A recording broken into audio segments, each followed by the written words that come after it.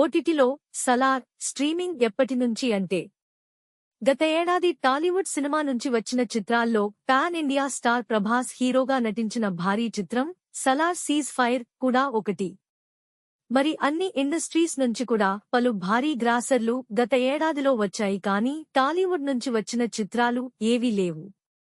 దీనితో మన నుంచి కూడా ఓ భారీ గ్రాసర్ ని చూడాలి అనుకునేది మాత్రం సలార్తోనే సాధ్యమవుతుంది అని చాలామంది అనుకున్నారు.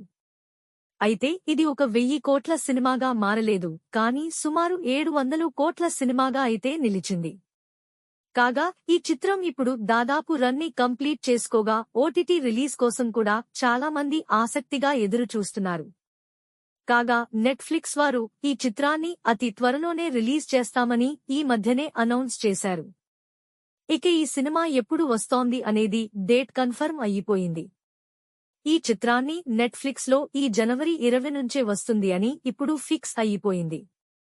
దీనితో రేపు నుంచే నెట్ఫ్లిక్స్లో అందులోని పాన్ ఇండియా భాషల్లో అయితే ఈ సినిమాని ఎంజాయ్ చేయవచ్చు.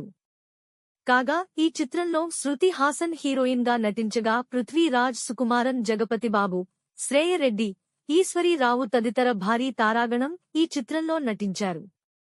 అలాగే మేకర్స్ ఈ చిత్రాన్ని 2 భాగాలుగా తెరకెక్కిస్తున్నారు.